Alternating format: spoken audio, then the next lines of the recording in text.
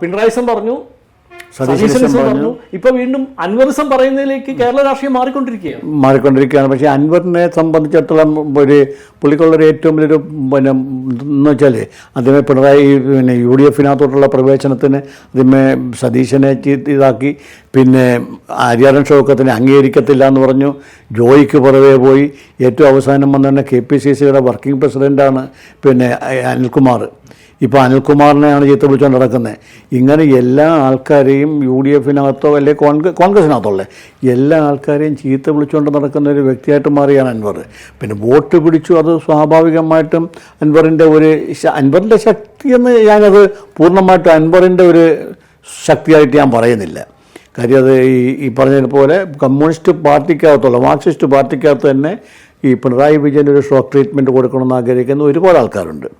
ഈ UDF-നകത്ത് സതീശനൊരു shock treatment കൊടുക്കണമെന്ന് ആഗ്രഹിക്കുന്ന ഒരുപാട് ആൾക്കാരുണ്ട്. ആ രണ്ട് കൂട്ടരുടെയും നിഷേധ വോട്ട് ഒരു നല്ലൊരു ശതമാനം അൻവറിന് കിട്ടിക്കാണും. പിന്നെ അതുകൂടാതെ ഇപ്പോൾ പറഞ്ഞോളെ 9 വർഷം ഒരേ മണ്ഡലത്തിൽ തുടർച്ചയായിട്ട് MLA ആയിട്ടുന്ന ഒരു വ്യക്തി എന്നുള്ള രീതിയിൽ ഉള്ള സ്വാധീനം, ഇതെല്ലാം കൊണ്ടാണ് അൻവറിന് കിട്ടിയിട്ടുള്ള ഈ 10,000-ന് മേളിൽ വരുന്ന വോട്ടെന്നാണ് എൻ്റെ ഒരു കണക്കുകൂട്ടൽ.